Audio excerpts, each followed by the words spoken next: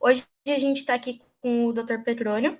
Ele vai nos apresentar um pouco sobre o trabalho dele no INPE e vai estar também comentando sobre o Brasil na parte das pesquisas espaciais, né? E vai estar também comentando sobre alguns assuntos como satélites e, me corrija se eu estiver errado, mas dispositivos aeroespaciais também, né?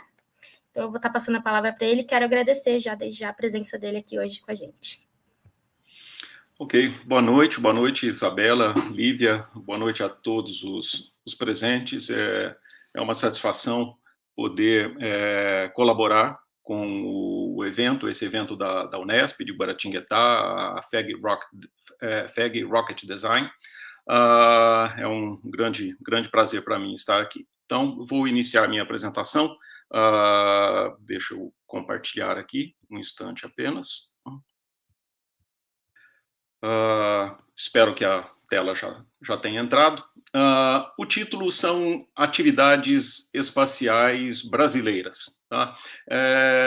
Na realidade, eu agreguei uma série de temas paralelos, correlatos, que convergem para a questão da atividade espacial, para informá-los sobre alguns aspectos, dar algumas informações de fundo necessárias para entender a questão da atividade espacial, falar um pouco das organizações também que estão envolvidas com a atividade espacial no Brasil. Nem sendo assim, vamos iniciar.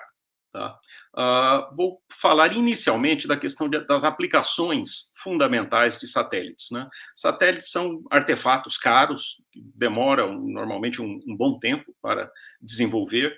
É caro de desenvolver, é caro de lançar, é caro para operar, e isso tudo só se justifica se eles tiverem uma razão de ser, se eles tiverem uma missão a cumprir no espaço. Então, algumas informações preliminares, inicialmente, há uma grande quantidade de satélites artificiais em órbita, que normalmente são desenvolvidas por governos ou empresas. Cada um deles cumpre uma função. Essa função, normalmente, a gente, na área, chamamos de aplicação, essa função.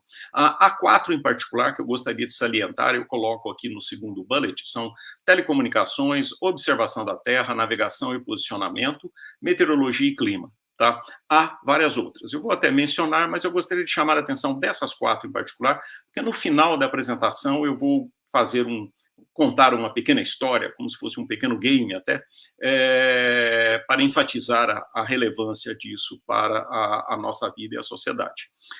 E, finalmente, no último bullet, a gente fala que essas aplicações transformam-se em serviços, né? Alguns públicos, outros privados, e eles estão presentes em nosso dia a dia das mais variadas formas, mesmo que a maioria da população não se dê conta. Nem todo mundo sabe disso, mas é importante que vocês saibam da existência dessas atividades.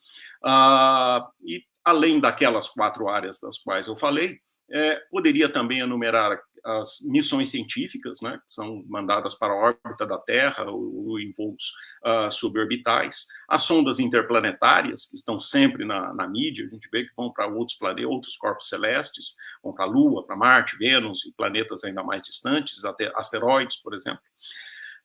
Temos os veículos que pousam em outros corpos celestes para exploração científica, né? É frequente vermos os veículos pousando em Marte, na Lua também, em outros corpos. Temos as missões tripuladas em estações espaciais. Quem tem estações espaciais ou quem tem a capacidade de colocá-las hoje são os Estados Unidos, a Rússia e a China. Temos também as missões tripuladas para outros corpos celestes, como Lua e Marte.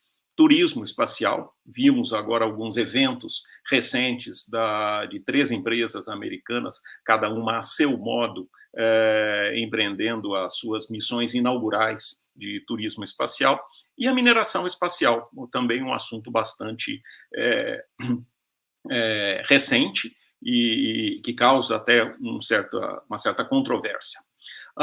Nesse diagrama aqui, esses tópicos de tecnologia e de aplicação são mostrados diagramaticamente. Então, novamente, nós temos lá meteorologia, observação, A questão da segurança alimentar, o alimento ele é produzido aqui na Terra, obviamente, não é produzido no espaço, mas o espaço nos auxilia na questão da produção de alimentos e para dar uma maior segurança à produção de alimentos, defesa e segurança, obviamente, pesquisa e desenvolvimento, gestão de riscos e desastres naturais, agricultura de precisão, aliada lá à segurança alimentar, coleta de dados, posicionamento e navegação, todo mundo já ouviu falar do GPS, e comunicações, telecomunicações, são algumas das áreas onde o tema espacial, ele entra, ele participa nos dias de hoje, participa da sociedade, na economia e na sociedade. Algumas observações aqui para esclarecer, muitos de vocês já devem estar familiarizados, mas aqueles que não estão, é sempre importante saber, quando se fala de satélites, a gente sempre fala da questão das órbitas, onde os satélites estão colocados. Estou falando dos satélites, obviamente, que estão em órbita da Terra, né? E usualmente nós temos as órbitas chamadas baixas, né? Que vão até não mais do que 1.000 quilômetros, podem ser equatoriais ou polares, como mostradas aqui na figura. Temos também a chamada órbita geoestacionária, que fica a uma boa distância da Terra, 35.800, a gente arredonda para 36.000 quilômetros. Ela tem a propriedade de, por levar a um satélite colocado na órbita equatorial, como leva 24 horas para ele dar a volta na Terra, ele, em relação a um ponto no Equador, ele está parado. Por isso que ele tem esse nome de geoestacionário, tá? Normalmente, a maioria das aplicações, aquelas aplicações que eu mencionei, aquelas 4, né, os satélites normalmente se distribuem nessas duas regiões, com exceção do GPS, que fica numa órbita intermediária acima da órbita baixa, mas não tão alta quanto a geoestacionária. Então, isso é importante saber, reter essa informação. Um outro aspecto também importante de lembrar é que satélites eles têm um chamado ciclo de vida, e esse ciclo de vida ele tem vários momentos bem determinados ao longo do seu desenvolvimento. Isso aparece com frequência na literatura da área, tá? Eu também até coloquei em inglês, porque normalmente essa literatura aparece em inglês. Para quem encontrá-la, vai saber, normalmente, fase A é a fase de estudo de viabilidade, a fase B é o projeto preliminar, a fase C já é o desenvolvimento do projeto detalhado, a fase D, normalmente ela é dividida para a construção, integração e testes, e a campanha de lançamento, e a última fase, a fase E, já é a de entrada em operação, em órbita, comissionamento, e logo depois a entrada em operação. Então, esse é o ciclo de desenvolvimento de um satélite. Fazendo um resumo agora, eu coloquei telecomunicações, sensoriamento remoto, aí alguns exemplos também que eu vou mencionar a seguir, navegação e posicionamento e meteorologia e clima, com um código de cores, porque isso vai ser útil mais para o final da apresentação, tá? Alguns exemplos aqui. Telecomunicações, eu tenho aqui nessa ilustração do lado direito, vocês veem o SGDC, é um satélite que foi comprado pelo governo brasileiro, foi desenvolvido por uma empresa francesa, tá? Já está em órbita e ele atende a necessidades de governo em banda X e banda Ka. Ali do lado esquerdo, vocês veem alguns dos membros da equipe que desenvolveram, os que estão em azul ali, eles são brasileiros que participaram dessa atividade. O satélite está parcialmente ao fundo, vocês têm uma ideia do tamanho dele, tá? Um outro aqui, esses são nomes que são relativamente familiares aqui no Brasil, para quem tem interesse pela área, que é o CIBERS, que é um programa de desenvolvimento de satélites de sensoriamento remoto em parceria com a China. Nós temos aqui do lado direito o CIBERS 4A, que foi o último satélite lançado em parceria, foi lançado no final de 2019, e temos aqui do lado esquerdo, em etapa ainda de testes, o chamado Amazônia 1, tá?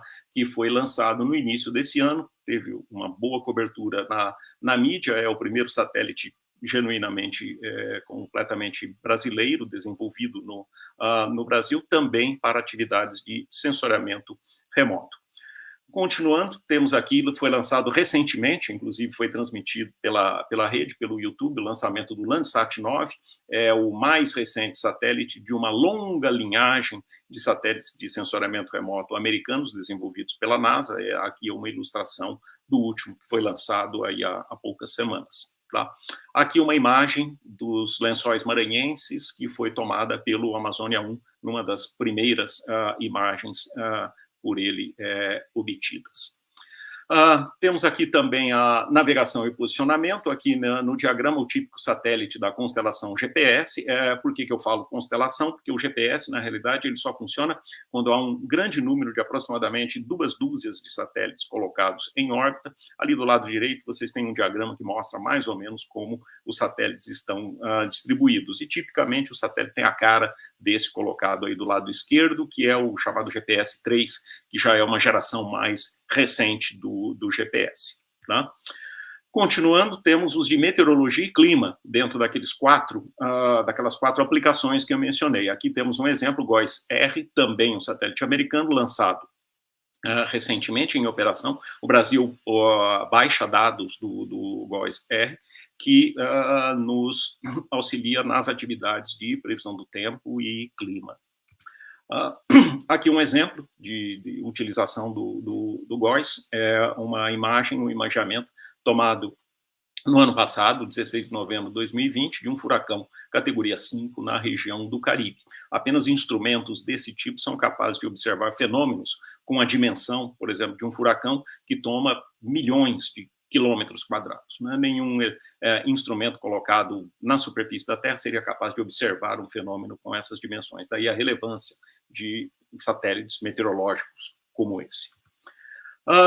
Vamos agora para o próximo item, que eu chamei de o valor do espaço. Há um pequeno texto aqui motivacional para nós entendermos um pouco. Eu tirei de uma publicação recente, do ano passado, né, em que os autores falam, né, da relevância da atividade espacial. Então, eles começam dizendo que os estimados 2.200 satélites ativos agora no espaço geram imensas quantidades de dados que apoiam a infraestrutura terrestre, economias e sistemas de segurança nacional.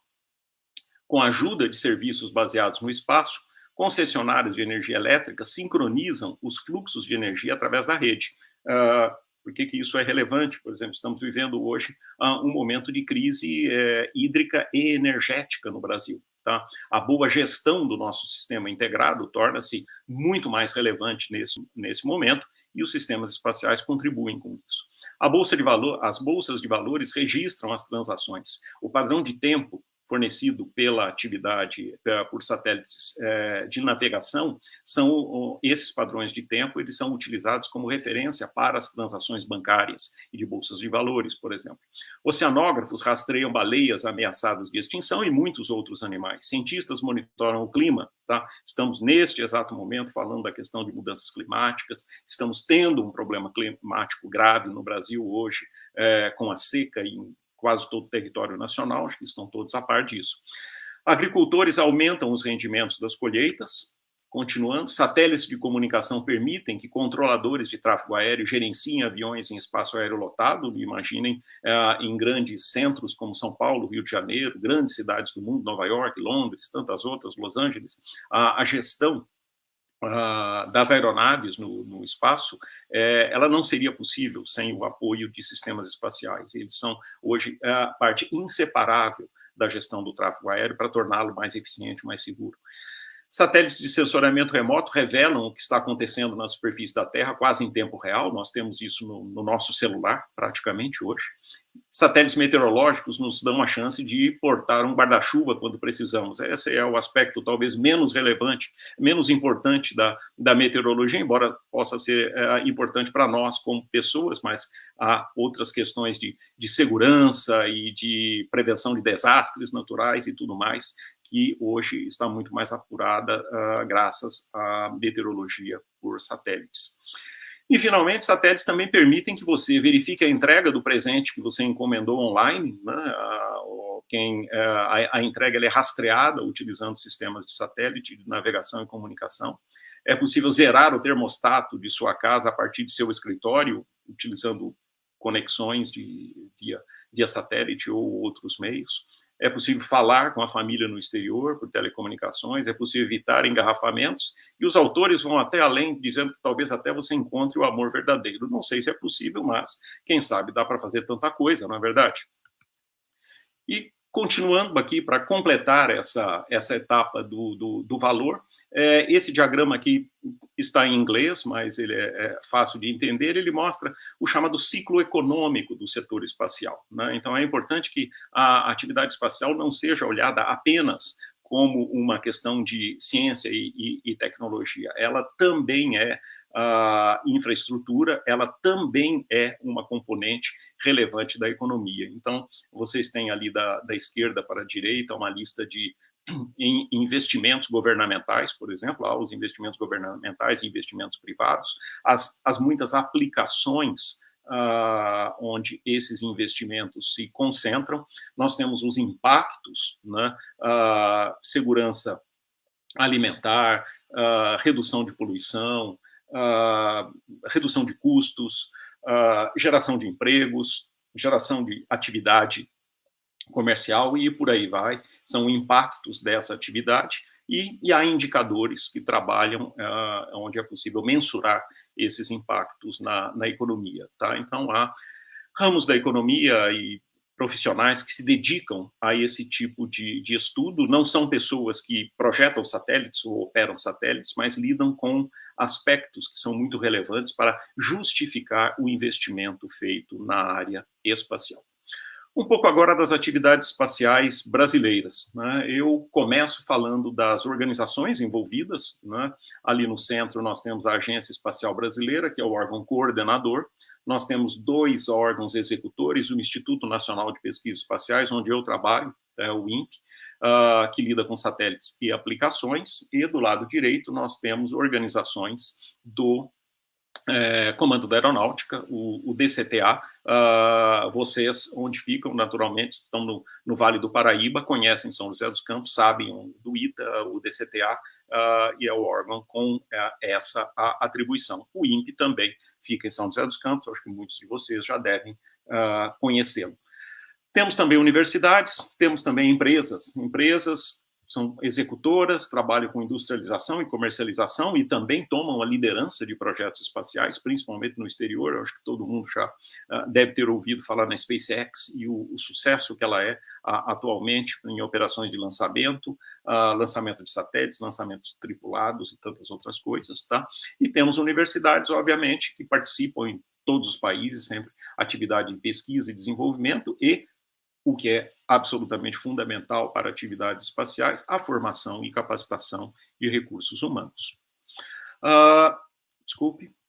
Aqui nós falamos aliada à estrutura de órgãos que conduzem o programa espacial, nós também temos uma planificação feita, que é um plano de governo chamado Programa Nacional de Atividades Espaciais, a cargo da Agência Espacial Brasileira. O PNAE tem um tripé, né, costumamos dizer, o lado da sociedade, que é a entrega à sociedade dos resultados, que são as aplicações espaciais e a busca de solução de problemas ou de alguns problemas nacionais. Temos a vertente de autonomia, né, que é a capacidade de termos domínio sobre as tecnologias e a operação de satélites, a infraestrutura de lançamento e lançadores e infraestrutura também para a operação de satélites, e a indústria, com aspectos de competitividade, inovação e capacitação. Então, pictoricamente, são alguns dos aspectos que são considerados dentro desse plano de governo, tá? Continuando, vamos falar um pouco da parte de satélites. Satélites, como eu mostrei aqui, está a cargo do INPE, tá? Então, eu vou começar falando um pouco do INPE, tá? Primeira coisa que eu vou dizer é que o INPE, esse ano, comemora seus 60 anos, né? Foi criado em 1961, agora em 2021, comemora 60 anos. Não são muitas as organizações brasileiras que vivem, né, sobrevivem por tanto tempo e continuam entregando à sociedade conhecimento e serviços de relevância, tá? Para que um programa espacial seja desenvolvido em uma organização de pesquisa e desenvolvimento, não basta que você tenha um grupo de engenharia ou uma instalação adequada para você montar, eventualmente fabricar ou operar satélites. É necessário que haja muito mais coisa. Então, primeiro aspecto a chamar a atenção é que é necessário que haja uma infraestrutura e o desenvolvimento de pesquisa aplicada. Tá? Então, temos aqui alguns supercomputadores, o ambiente do laboratório de integração e testes, centro de controle, antenas, enfim, há toda uma infraestrutura necessária para conduzir essa atividade. Tá? É necessário que você tenha um núcleo voltado à engenharia, tecnologia e ciências espaciais, e aí as ciências espaciais não são apenas aspectos tecnológicos, é também o estudo de astrofísica, o estudo da interação do Sol com a Terra, as ciências atmosféricas. Então, muito estudo é necessário para que as missões sejam definidas e também para que sejam desenvolvidas. Você tem também o núcleo de ciências da Terra, né? Eu acho que todo mundo já deve ter ouvido falar no DETER, no PRODES e no trabalho que o INPE faz voltado para as questões, por exemplo, de desmatamento, principalmente na Amazônia, mas também em outros biomas nacionais, como o Cerrado, como a Mata Atlântica, né? Então, há muita atividade, que é a atividade que utiliza os dados de satélite, esse núcleo. Como não poderia deixar de ser, também temos a parte de formação de recursos humanos, que é a pós-graduação, ensino e pesquisa. Nós não temos graduação no INPE, mas temos pós-graduação em várias áreas, sensoriamento remoto, a área de engenharia e tecnologia espacial, meteorologia, ciências espaciais, enfim. Há várias linhas, são mais ou menos 7 cursos, de pós-graduação. Então, isso é uma parte também que anda junto, né, com todo o resto das atividades. O monitoramento dos biomas brasileiros é um outro resultado muito importante de ser enfatizado. Nós estamos nos aproximando agora de mais uma COP, tá? E a discussão da questão dos eventos climáticos, de mudanças climáticas e tantos outros aspectos, né, e as suas consequências para a vida humana, para a sociedade.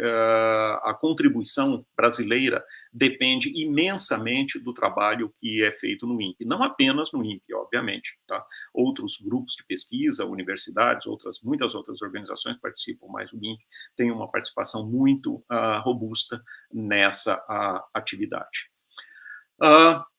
Ao longo do tempo, nós temos tido ciclos, né, que começam e estão retratados nesse slide, né, de capacitação institucional. Quando nós começamos lá atrás o programa espacial, desenvolvemos os nossos 2 primeiros satélites, os chamados satélites de coleta de dados, lançados em 1993 e 1998. Eu, no início da minha carreira, participei do desenvolvimento desses 2 satélites. Eu entrei no INPE em 1982, esses projetos começaram no final dos anos 70 e início dos anos 80, então eu tive a satisfação, o prazer de participar dessas missões. E a partir daí, outras missões foram se sucedendo. Temos o ciclo aqui que chamamos de criação do setor industrial, capacitação industrial, os satélites da série CIBERS, né? CIBERS 1, CIBERS 2, 2B, 3, 4, não está mostrado aqui o 4A, e mais recentemente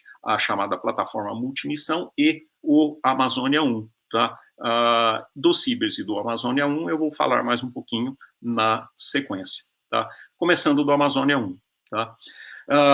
É um satélite que pesa mais ou menos entre 600 e 700 quilos. Ele é um satélite de observação da Terra, tá? E essas ilustrações aqui falam um pouco, mostram o satélite montado, algumas partes, por exemplo, um tanque de combustível, equipe que trabalhou no seu desenvolvimento, e aqui algumas imagens com a campanha de lançamento, o foguete que o lançou a partir da Índia, né, aqui uma das antenas que fazem o seu rastreio. Este satélite, ele é inseparável de um conceito desenvolvido no INPE ao longo dos últimos 20 anos, mais ou menos, que é o da chamada plataforma multimissão. A plataforma multimissão é um bloco, é uma espécie de... uma caixa, um cubo, né? Não é um CubeSat, mas é um cubo, mais ou menos 1 metro cúbico, que contém todos os subsistemas necessários para para que um satélite possa operar. tá? É uma espécie de módulo padrão, tá? Por isso que ele é uma plataforma multimissão. Ele pode servir a várias missões. Então, aí é um diagrama, uma imagem digital de como é essa plataforma e as suas várias partes. Infelizmente, não há tempo aqui para entrarmos em detalhe. E temos aqui outras imagens que mostram o próprio Amazônia. Aquele cubo que eu apresentei anteriormente, no último slide, ele está aqui, é a parte de baixo do satélite. A parte de cima é o chamado módulo de carga útil, que contém o instrumento, né, a câmera, no caso do Amazônia, é uma câmera WFI, que faz a missão de imageamento. Tá? Temos aqui duas imagens, o satélite já integrado em fase de testes, né, um teste de verificação de polaridade nesse ensaio aqui, e o satélite aqui já devidamente envelopado com a proteção térmica, que inexiste nesse ponto, mas já está aqui, e colocado sobre o cone de acoplamento do lançador, já nas operações, já na campanha, nos estágios finais da campanha de lançamento no início desse ano. Tá? Aqui algumas primeiras imagens, né, do Amazônia 1, no litoral brasileiro, o litoral aqui, inclusive, da região de São Paulo. Temos aqui São Paulo, aqui seguindo o Vale do Paraíba, temos aqui a costa, Ilhabela, tá? Uma região que vocês conhecem. Temos uma outra imagem aqui, me desculpe, eu acabei não resgatando o local, mas é uma região de intensa atividade agrícola, em que é possível ver os vários padrões de atividade agrícola sobre a superfície da Terra. Apenas com um satélite você consegue observar nessa escala. E agora, vamos adiante falar um pouco do CIBERS, do qual acho que muitos já devem ter ouvido falar. O programa CIBERS começou lá atrás, em 1988, né, houve a assinatura do primeiro acordo. De fato, os primeiros entendimentos com a China começaram ainda em 1986, né, e depois vários acordos foram se sucedendo. Tá? Há duas organizações que conduzem as atividades, o INPE no Brasil e na China é a chamada CAST, tá? Que é um órgão muito parecido com o INPE, que pertence à estrutura chinesa do seu programa espacial. Tá? Então, é uma cooperação que já vai para...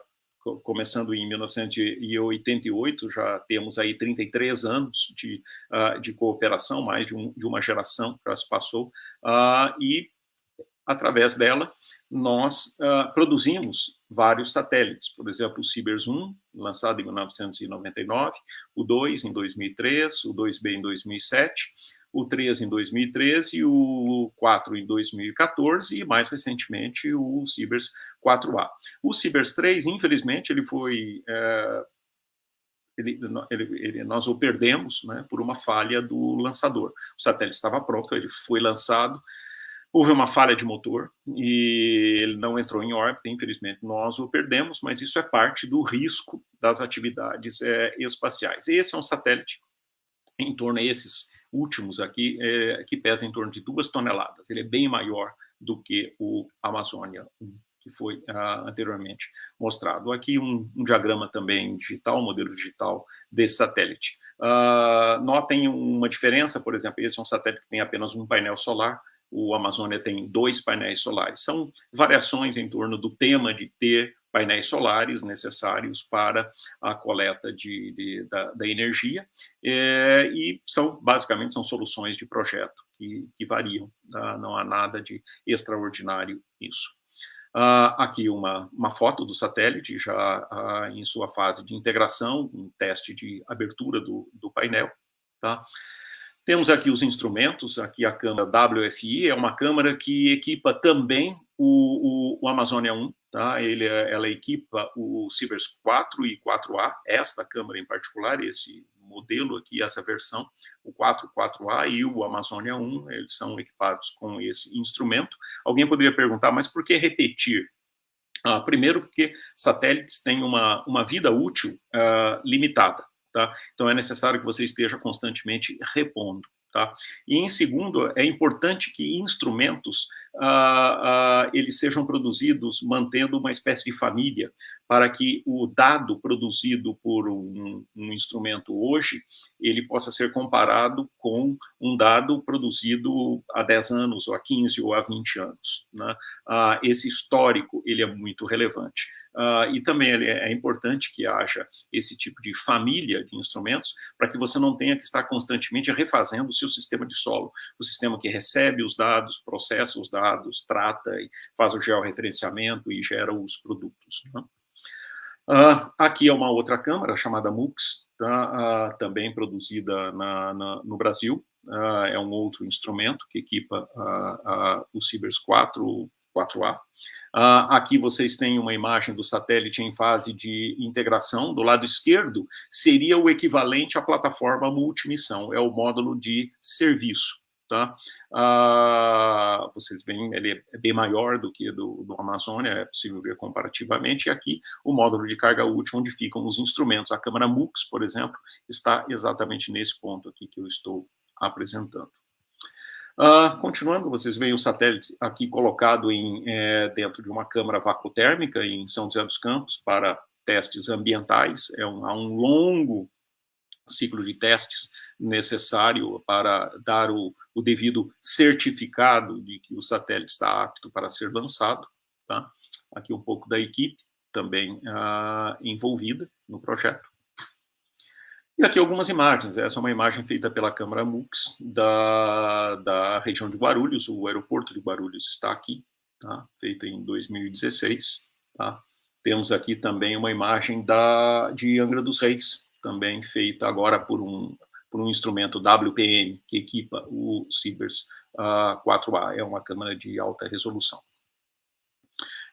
E finalmente, é importante saber, alguém poderia estar se perguntando, esses produtos que são gerados, eu posso obtê-los? Sim, você pode obter. A política do INPE é uma política de dados abertos e de distribuição ampla e facilitada, desculpem, desses dados. Então, existe um portal no INPE que pode ser acessado e vocês podem obter a imagem, estabelecendo de qual instrumento, com qual resolução, a época, o local. Tá? Então, é possível, é necessário uma certa familiaridade, um certo aprendizado, mas depois se pega essa informação, fica bem fácil.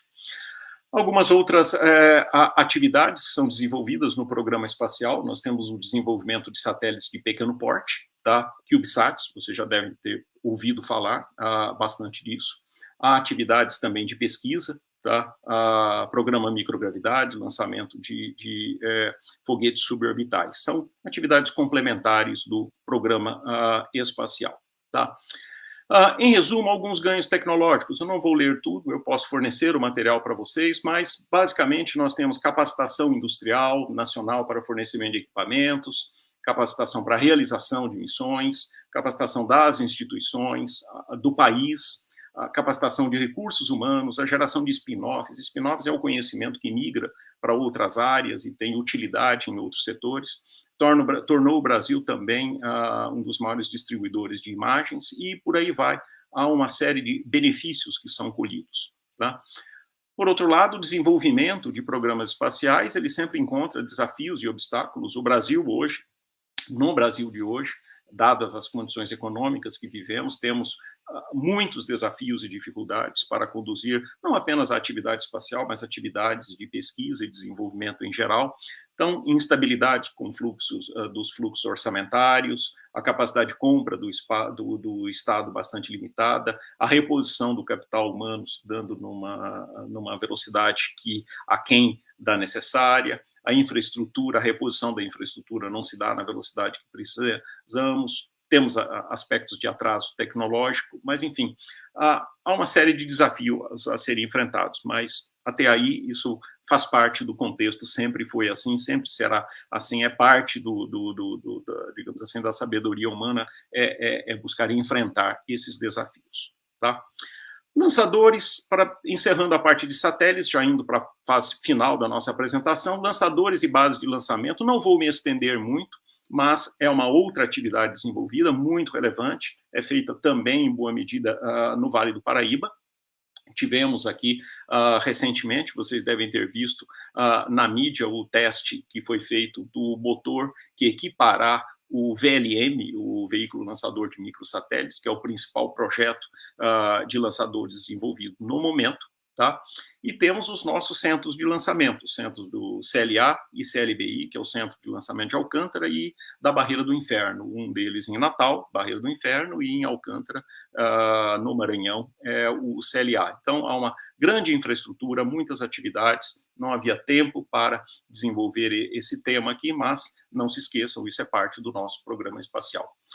Nesse sprint final da nossa apresentação agora, eu vou tratar de um tema, eu peguei o gancho do que ocorreu esta semana, todo mundo se lembra, nós tivemos, de repente, um momento completamente fora do esperado, alguns sistemas muito utilizados em escala mundial, basicamente o Facebook, o Instagram e o WhatsApp pararam de funcionar, e aquilo virou, obviamente, o tema do dia, né? A falta que aquilo tudo fazia para as pessoas, para as famílias, para os negócios e tudo mais, tá? Então, usando aquele gancho, tá? Eu vou elaborar aqui, eu pensei quase um pequeno jogo, ou uma pequena história. Criei um personagem fictício, e eu chamei de Ivan D, tá? Um nome qualquer, que é um agrônomo e mora em uma cidade média do interior do país, onde as atividades agrícolas e pecuárias são relevantes. Ele trabalha em uma empresa de consultoria e serviços para empreendimentos agropecuários, agricultura de precisão, previsão de safras, estimativa de riscos, contratação de seguros e por aí vai, tá? Uma pessoa com um perfil como muitos profissionais que existem no país. O Brasil é um país com uma atividade agrícola proeminente, somos um dos grandes celeiros do mundo, né? O interior de São Paulo, o interior de Goiás, Mato Grosso, de tantos estados, tem atividade agrícola no sul, no norte, em todas as regiões do país. Então, esse é um indivíduo que, enfim, tem um perfil muito próximo como de muitas outras pessoas que nós conhecemos, ou mesmo temos na família, ou nós mesmos, tá? E aqui eu vou tentar, em 20 passos, falar de um dia na vida desse personagem, esse Ivan D. Rapidamente. Ele acorda, checa as mensagens no celular, olha as notícias na TV, verifica a previsão do tempo, sai com o carro para uma visita técnica a uma empresa agrícola, e isso é muito comum no interior. Eu fico em Ribeirão Preto, embora esteja vinculado a São José dos Campos, isso existe para todo lado aqui. Ele presta um serviço de assistência técnica em agricultura de precisão, isso é muito comum também, volta à sua empresa, pede um almoço por aplicativo, faz um pagamento via Pix, participa de uma reunião com um cliente que chegou por via aérea, em conexão virtual com a sede da empresa em outro estado, obtém uma imagem recente de uma dada região do país para uma atividade de consultoria, baixa a previsão climática para aquela região nos próximos 3 meses, porque ele vai falar sobre segurança hídrica, um tema muito atual, volta para casa pelo caminho, termina o expediente, volta para casa pelo caminho com o mínimo de congestionamento, por exemplo, utilizando o Waze, faz compras em um supermercado e paga com o celular, recebe uma encomenda de compra online, janta, assiste o Jornal da Noite, um filme no Netflix, por exemplo, liga para a mãe em uma cidade distante, checa os e-mails e mensagens no celular antes de dormir e vai dormir. Em 20 passos temos um dia que pode ser um dia que todos nós podemos nos ver nesse dia, né? Ele é um dia que é comum para muitas pessoas e nas mais variadas regiões do país. Vamos pensar agora quais são as dependências das tecnologias espaciais na atividade desse nosso personagem fictício, tá? Para acordar, você não precisa de satélite, mas para checar as mensagens no celular e enviar um e-mail, provavelmente precisa de um sistema de telecomunicações. Aí, vocês podem acompanhar pelo padrão de cores. Olhar as notícias também, tá? Se você tiver um pratinho de Sky falando obtendo dados de satélite, sua TV depende de satélite. Verificar a previsão do tempo é meteorologia. Sair com seu carro para uma visita técnica a um local qualquer provavelmente vai depender do GPS. Prestar um serviço em agricultura de precisão depende de navegação e GPS. Voltar para sua empresa, a mesma coisa. Para pedir um almoço por aplicativo, você precisa um misto de telecomunicações e um misto de navegação, porque quem vai entregar normalmente usa alguma ferramenta de GPS. Fazer um pagamento via Pix depende de GPS, aquele padrão do tempo que eu mencionei antes, tá? E depende de telecomunicações. Participar de uma reunião com um cliente que chegou por avião, para que o avião chegue com segurança, depende de satélites. E a conexão virtual pode depender também de telecomunicação por satélites. Para obter a imagem recente daquela região onde ele vai dar a consultoria, isso é sensoriamento remoto, tá? A previsão climática é meteorologia. Para voltar para casa depois pelo Waze, é um misto de navegação com sensoriamento remoto e telecomunicações. As compras no supermercado também dependem de telecomunicação e navegação, é o tal padrão de tempo. Para receber uma encomenda online, também navegação. Ele janta e depois, para assistir o Jornal da Noite, ligar para a mãe, checar os e-mails, também depende de sistemas de telecomunicação e vai dormir. Enfim, esse foi o dia dele. Essas são, grosseiramente, as dependências da tecnologia espacial. E aí eu pergunto o que poderá faltar ou dar errado no dia do Ivan se os sistemas espaciais parassem de operar. Vamos imaginar, aconteceu uma catástrofe, como ocorreu segunda-feira, né? Os sistemas todos caíram, né? Se todos os sistemas fossem desligados, ele vai acordar, tudo bem? Isso daí não depende de satélite. As mensagens, vocês acompanham aí, as mensagens do celular, as notícias na TV, a previsão do tempo, o GPS para ir até o local onde ele vai prestar o serviço, tá? A assistência técnica vai ficar prejudicada pela falta da navegação, a volta da empresa. Para pedir um almoço, ele vai passar em jejum. Para fazer o pagamento não vai sair. A participação da reunião, a reunião não vai dar certo, tá? A imagem que ele estava procurando, ela não vai surgir, vai ficar rodando lá, ela não vai estar disponível, pelo menos a imagem mais recente não estará disponível, poderá estar uma mais antiga. A previsão climática pode ser que não fique pronta, tá? A volta para casa vai ter que ser pelo caminho usual, ou usando o mapa. Provavelmente ele não precisa de mapa para voltar para casa, mas a facilidade de buscar a rota com menos congestionamento provavelmente não vai estar disponível. Tá? A compra no supermercado poderá ficar prejudicada, o recebimento da encomenda poderá atrasar um pouco, por um problema no rastreio. Ele janta. Os 3 outros itens que dependem de telecomunicações poderão ficar, em alguma medida, prejudicadas, e ele vai dormir. Finalmente, então, o que então restaria do dia do Ivan, caso todos os sistemas espaciais falhassem justo naquele dia, num imenso azar, mas falhou tudo. Ele vai acordar, ele talvez jante e ele vai dormir, tá? O resto poderá ficar prejudicado, tá? É claro que tudo que eu falei agora nessa fase tem uma boa dose de exagero, mas muitas vezes é necessário que haja um certo exagero para que a gente contextualize a dependência, né? Ninguém poderia imaginar que um belo dia, numa bela segunda-feira de rotina, a gente ficasse, quer dizer, o mundo todo ficasse sem aqueles sistemas que muita gente depende, inclusive, para a sua sobrevivência. E mesmo assim isso aconteceu, né? Então eu deixo a mensagem aí para vocês lembrarem, né, da relevância da atividade espacial, de quão importante é investir, de quão importante é preparar pessoas, de quão importante é ter a infraestrutura e autonomia para lidar com esses sistemas que cada vez mais e mais vão pautar a nossa vida e serão absolutamente fundamentais para o bem-estar da nossa sociedade, da nossa economia e de nós mesmos. E assim, muito obrigado e abro aí para perguntas, respostas e discussões, tá? Muito obrigado. Agradeço, Dr. Petrônio. A gente acabou excedendo um pouco o tempo aqui, mas aqui estava interessante.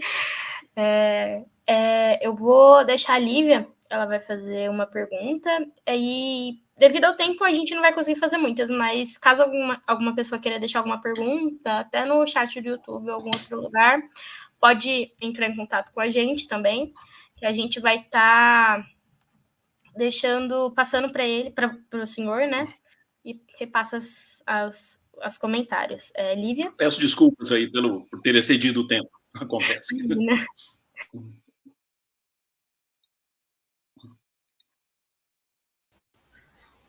Boa noite, doutor. Vou começar com a primeira pergunta.